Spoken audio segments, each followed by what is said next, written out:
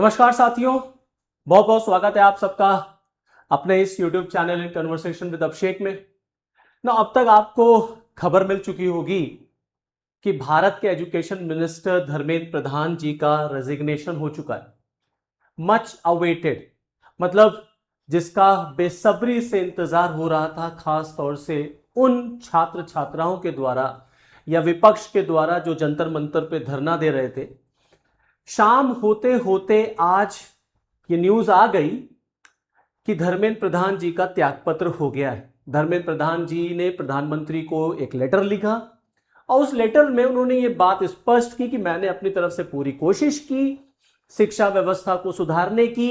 NEET का paper leak हुआ, उसके बाद मैंने नीट का पेपर री एग्जाम कराया जिससे बच्चों का भविष्य ना बर्बाद हो।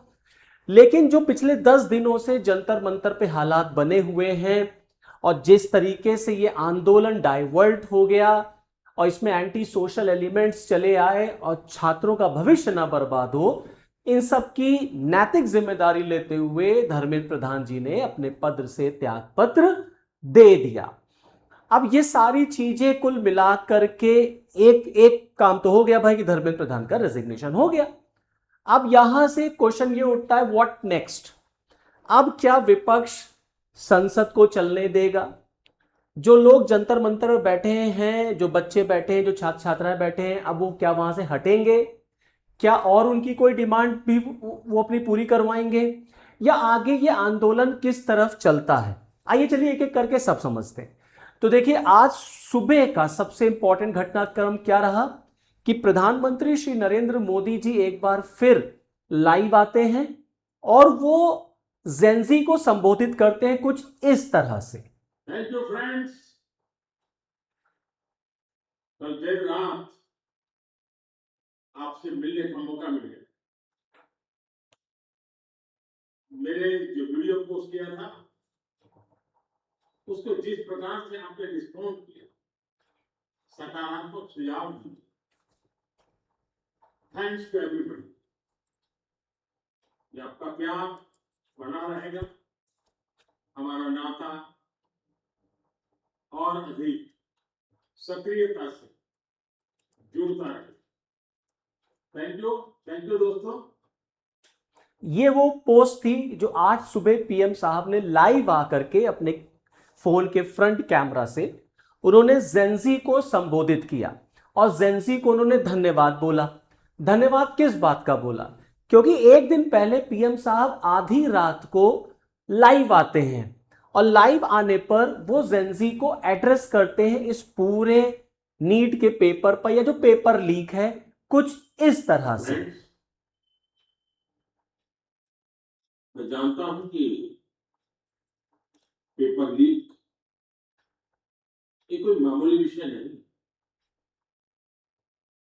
लाखों विद्यार्थी और उनके अभिभावकों के लिए बहुत ही पीड़ादायक। जी, तो पीएम साहब रात 12 बजे, लगभग 12 बजे 11:52 हो रहा था जब पीएम साहब लाइव आते हैं और अपने भाषण की शुरुआत वो साथियों से करते हैं। मतलब वो जेंजी को अपना मित्र मानते हैं, वो डायरेक्ट जेंजी को एड्रेस कर रहे होते हैं। इससे पहले तक जब पीएम साहब एड्रेस करते थे, चाहे वो नोटबंदी का मैटर हो, चाहे वो लॉकडाउन का मैटर हो, आपने देखा होगा वो भाइयों और बहनों करके शुरुआत करते हैं। लेकिन यहां पर उनके एड्रेस में चेंज आता है और वो इसकी शुरुआत साथियों से करते हैं। दरअसल पॉलिटिक्स में बॉडी लैंग्वेज की, पॉलिटिक्स में एक एक वर्ड की बहुत मीनिंग होती है। तो एक तरफ पीएम साहब रात में आए, दूसरे दिन पीएम साहब मॉर्निंग में आए और दोपहर होते होते ये न्यूज आ गई कि धर्मेंद्र प्रधान का रिजाइन हो गया। तो क्या सरकार ने दबाव डलाया? क्या मोदी गवर्नमेंट ने, पीएम साहब ने धर्मेंद्र प्रधान से रिजाइन करने को कहा, या धर्मेंद्र प्रधान जी ने नैतिकता लेते हुए त्यागपत्र दे दिया? खैर, कुल मिलाकर के रिजाइन तो हो गया। अब जो लोग अपोजिशन में हैं, जो बच्चे छात्र छात्राएं धरना दे रहे हैं, उनका मानना है कि हमने सरकार को गिरा दिया, सरकार को झुका दिया। और नारे भी सोशल मीडिया पर लग रहे हैं, आप सब शायद देख रहे होंगे कि झुकती है दुनिया, झुकाने वाला चाहिए। ये सब जंतर मंतर पे चल रहा है। जंतर मंतर में मिठाइयां बांटी जा रही हैं, खुशियां मनाई जा रही। क्योंकि ये मोदी कैबिनेट में पहला कोई कैबिनेट मंत्री होगा जिसने रिजाइन किया।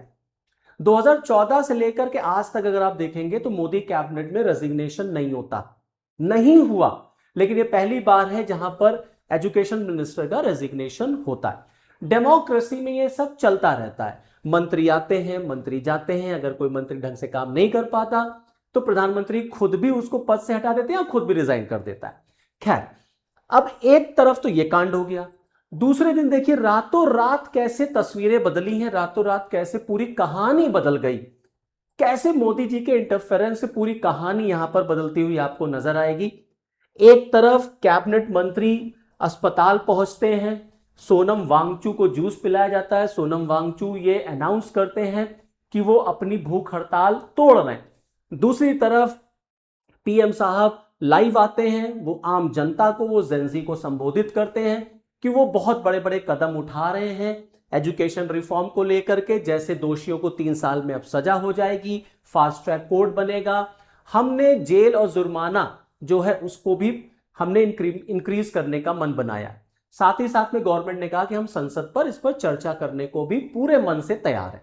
अब यह देखना होगा कि विपक्ष संसद में इस पर चर्चा कराता है या नहीं कराता। तो देखिए, एक तरफ सोनम वांगचू का हंगर स्ट्राइक खत्म हो गया, दूसरी तरफ मोदी जी लाइव आए, धर्मेंद्र प्रधान का रिजाइन हो गया, अभिजीत दीपके का ट्वीट आता है, अभिजीत दीपके सोनम वांगचू को ऑल द बेस्ट कहते हैं और उनके स्वास्थ्य की शुभकामनाएं उनको देते हैं, और साथ ही साथ में अभिजीत दीपके कहते हैं कि अब वो हंगर स्ट्राइक पर बैठेंगे जब तक धर्मेंद्र प्रधान का रेजिग्नेशन नहीं हो जाता।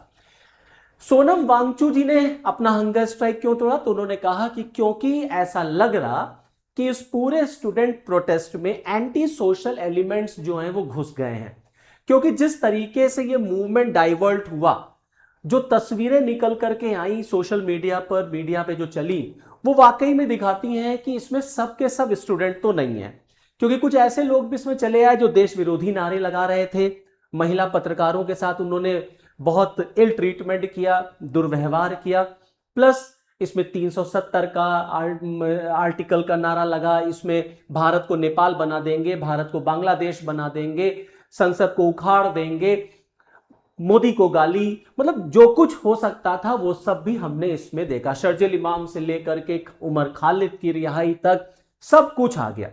तो सोनम वांगचू का मानना था कि क्योंकि स्टूडेंट्स के ऊपर कहीं कोई स्टेट गलत एक्शन ना ले ले, किसी बच्चे की जिंदगी ना बर्बाद हो जाए, इस वजह से अच्छा यह है कि हम अपना हंगर स्ट्राइक खत्म कर दें। तो यह काम हो गया। दूसरी तरफ जो कॉकरोच जनता पार्टी है उसके लोग नड्डा साहब से जाकर के मिलते हैं, मेमोरेंडम वगैरह देते हैं, यह भी कहानी हो गई। साथ ही साथ में एक और मजे की बात निकल करके आई इस पूरे आंदोलन में, वो ये कि स्विगी और जोमैटो बहुत चर्चा में आ गया और पूरे भारतवर्ष से लोगों ने स्विगी और जोमैटो से ऑर्डर करना शुरू किया। किसी ने पानी भेजा, किसी ने पिज्जा भेजा, किसी ने सैनिटरी पैड भेजा, मतलब जो कुछ हो सकता था लोगों ने अपनी एक हमदर्दी, एक सपोर्ट इन बच्चों को दिखाया और इनके लिए खाने पीने की व्यवस्था की। ठीक है, अच्छी बात है भाई, खाने पीने की व्यवस्था करना कोई बुरी बात नहीं होती, लेकिन इसमें जो प्रॉब्लम आ गई वो ये कि इसमें ये न्यूज आने लग गई कि इसमें आउटसाइडर्स भी आ गए, इसमें पाकिस्तानी हैंडल्स भी इन्वॉल्व हो गए, भारत से बाहर बैठे लोग, गल्फ कंट्री से बैठे लोग स्विगी और जोमैटो को ऑर्डर करने लग गए, जंतर मंतर पे जाके डिलीवरी शुरू हो गई। पुलिस की तरफ से यह दावा किया गया कि Pakistan based social media handles जो हैं वो एक्टिव हो गए हैं, खासतौर से वो हैंडल्स जो ऑपरेशन सिंदूर के टाइम पर एक्टिव थे वो इसमें भी एक्टिव हो गए। तो कुल मिला के ऐसा लगने लग गया कि यहां पर विदेशी ताकतें जो हैं वो इन्वॉल्व हो रही हैं और विदेशी ताकतें स्विगी और जोमैटो का इस्तेमाल कर रही हैं देश विरोधी गतिविधियों को बढ़ाने के लिए। साथ ही साथ पाकिस्तान का भी इसमें इन्वॉल्वमेंट आया, प्लस अरविंद केजरीवाल जी का एक ट्वीट जो है या एक कह लीजिए वीडियो जो है वो इस समय वायरल होने लग गया, जिसमें वो जेंजी को ये कहते हैं कि जब नेपाल और बांग्लादेश में परिवर्तन हो सकता है तो भारत में क्यों नहीं। सुनिए। अगर नेपाल का और बांग्लादेश का जेंजी सड़कों पे उतर के अपने देश की सरकारों को बदल सकता है तो हमारे देश का जेंजी पेपर लीक करने वाले मंत्रियों को जेल ही भेज सकता है। मुझे अपने देश के जेंजी को पूरा भरोसा है।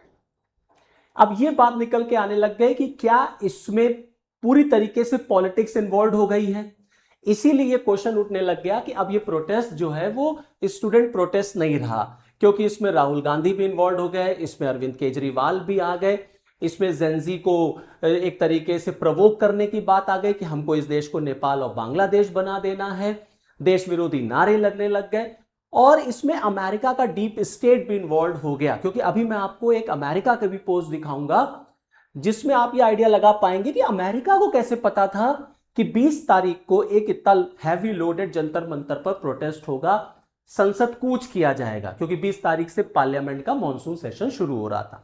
अब देखिए एक और वीडियो जो है वो सोशल मीडिया पे बहुत वायरल हो रहा, जहां एक लड़का ये बता रहा है कि इस पूरे आंदोलन में सभी छात्र नहीं हैं, सभी छात्र नहीं, और ये रिक्वेस्ट कर रहा है जो जेन्युइन छात्र हैं कि आप इस प्रोटेस्ट में ना आइएगा। सुनिए। जी सो इस टाइम से आप खड़े हैं जी जंतर मंतर, ਤੁਸੀਂ ਆ ਦੇਖ ਸਕਦੇ ਹੋ ਤੇ ਇਹਨਾਂ ਇੱਕ ਚੀਜ਼ ਮੈਨੂੰ ਬਹੁਤ ਬੁਰੀ ਲੱਗੀ ਬਈ ਸਟੂਡੈਂਟਸ ਦਾ ਜਿਹੜਾ ਮੁੱਦਾ ਸੀਗਾ, ਉਹ ਸਟੂਡੈਂਟ ਦਾ ਮੁੱਦਾ ਇਕੱਲਾ ਸਟੂਡੈਂਟ ਦਾ ਮੁੱਦਾ ਨਹੀਂ ਰਹਿ ਗਿਆ। ਇਸ ਕਰਕੇ ਇੱਥੇ ਬਹੁਤ ਆਪਣੀਆਂ ਰੋਟੀਆਂ ਸੇਕਣ ਆ ਗਏ ਹੈ ਬਾਹਰ ਆਏ, ਤੇ ਇੱਥੇ ਸਟੂਡੈਂਟਸ ਤੇ ਮੇਰੇ ਹਿਸਾਬ ਨਾਲ ਮੈਨੂੰ 20% ਵੀ ਪੂਰੇ ਨਹੀਂ ਦਿਖਦੇ ਸਟੂਡੈਂਟਸ, ਪਤਾ ਨਹੀਂ ਬੱਲੜਬਾਜ਼ ਜ਼ਿਆਦਾ ਦਿਖ ਰਹੇ ਹੈ, ਜਿਹੜੇ ਗਾਲਾਂ ਜਿਹੜੀਆਂ ਜ਼ਿਆਦਾ ਵਰਤ ਰਹੇ ਹੈ ਉਹ ਲਗਾ ਲਓ, या पुलिस वाले ना पंगे लेने वाले वो ज्यादा वो लगा लो यार। स्टूडेंट्स को मैं रिक्वेस्ट करता भाई इधर आ रहे हो संभल के आए हो, क्योंकि स्टूडेंट्स मुझे इतने नहीं दिख रहे, इतने वो वाली गल्लां ते हो ही नहीं रही, वो नारे ते लग ही नहीं रहे भाई ਉਹਨਾਂ ਨੂੰ ਰਿਜ਼ਾਈਨ ਦੇਣਾ ਚਾਹੀਦਾ ਹੈ। ਵੀ ਹੈ ਜਿਹੜੇ ਮੁੱਦੇ ਨੂੰ ਲੈ ਕੇ ਇਹਨਾਂ ਨੇ ਮੋਰਚਾ ਸਟਾਰਟ ਕੀਤਾ ਸੀ, ਉਹ ਮੋਰਚਾ नहीं ਕੀਤਾ पुलिस। क्लियर? इसका मतलब ये लड़का ये कह रहा कि स्टूडेंट से कह रहा कि भैया तुम यहाँ मत आना, क्योंकि यहाँ पर स्टूडेंट्स अब बहुत कम रह गए, मात्र 20% यहाँ पर स्टूडेंट नजर आ रहे हैं। और जिस चीज के लिए प्रोटेस्ट शुरू हुआ था, अब वो प्रोटेस्ट तो यहाँ पर दिख ही नहीं रहा है, क्योंकि यहाँ पर स्टूडेंट को लेकर के कोई बातचीत नहीं हो रही है। ठीक, तो इस तरीके से मैं दरअसल आपको समझाने की कोशिश कर रहा हूं कैसे ये मूवमेंट जो स्टूडेंट प्रोटेस्ट के नाम पे शुरू हुआ था वो कैसे राष्ट्र विरोधी हो गया और कैसे इसको हाईजैक करने की कोशिश की गई। और अब जब धर्मेंद्र प्रधान ने रिजाइन कर दिया है तो भी अलग अलग पॉलिटिकल पार्टीज जो हैं वो उसका क्रेडिट लेने को पूरी तरीके से तैयार है। आप देखिए, मैं जो अमेरिका की बात कर रहा था, कितनी गहरी साजिश है। आप देखिए बांग्लादेश को आप याद करिए, जब शेख हसीना का तख्ता पलट हुआ था तो उसमें अमेरिका के डीप स्टेट्स का इन्वॉल्वमेंट पाया गया था। आप देखिए भारत के खिलाफ भी इस तरीके की साजिशें जो है होती हुई नजर आएंगी। अमेरिकन एम्बेसी की तरफ से एक पोस्ट आती, मैं ये पोस्ट आपके लिए लेकर के आया हूं। ये पोस्ट 17 तारीख की है, 17 जुलाई की, और इसमें साफ साफ लिखा हुआ है, देखिए लिखा है, event large crowds are expected to gather on July 20th, 2026 इन central Delhi, particularly in the area surrounding Jantar Mantar and parliament house. और ये अपने नागरिकों से कह रहे हैं यूएस एम्बेसी वाले कि आप इस एरिया में मत जाइएगा। एक एडवाइजरी जारी की इन्होंने। इन्हें कैसे पता कि 20 तारीख को एक लार्ज क्राउड जो है वो जंतर मंतर पर इकट्ठा होगी? ये 17 तारीख को इन्होंने बता दिया था। इसका मतलब है कि कहीं ना कहीं कुछ दाल में काला जरूर है, और विदेशी ताकतें देश को डिस्टर्ब करने के लिए, देश के अंदर अराजकता फैलाने के लिए लगी हुई हैं, पूरी कोशिशें वो कर रही हैं। आप देखिए पन्नू, जो इंडिया का मोस्ट वांटेड आतंकवादी है, उसने यहां तक अनाउंस कर दिया कि cockroach Janata party disintegration of India is the only solution. Bharat के टुकड़े होने की, भारत के तोड़ने की बात इस पन्नू ने लिखी, और इसने कहा कि हम $1 मिलियन कॉकरोच जनता पार्टी के प्रोटेस्टर्स को देंगे। ये पन्नू का है, और देखिए यहां पर लिखा हुआ है, fall of Delhi and Modi is inevitable. इसका मतलब है कि आंदोलन, नीट आंदोलन बच्चों को लेकर, छात्रों को लेकर शुरू जरूर हुआ था, लेकिन इसमें फिर भारत को तोड़ना, भारत के टुकड़े कराना और मोदी को गिराना, मोदी को झुकाना, ये सब चीजें शामिल हो गई। अब क्वेश्चन ये उठता है कि अब धर्मेंद्र प्रधान का रिजाइन तो हो गया, अब यहां से विपक्ष क्या करेगा? राहुल गांधी का सोशल मीडिया पर बच्चों को, स्टूडेंट्स को मैसेज भी आ चुका है आज, उन्होंने सबको धन्यवाद भी बोला है। अब क्या विपक्ष मॉनसून सेशन में संसद में पार्टिसिपेट करेगा? क्या वो संसद को चलने देगा? और जेन्युइन जो रीजन है या जेन्युइन जो कॉज है, कारण है, जो प्रॉब्लम है कि हम कैसे एजुकेशन में रिफॉर्म करें, कैसे हम पेपर लीक को रोकें, क्योंकि एक मंत्री के रेजिग्नेशन से कुछ नहीं होगा, दूसरा मंत्री आ जाएगा, सिस्टम तो वही रहेगा।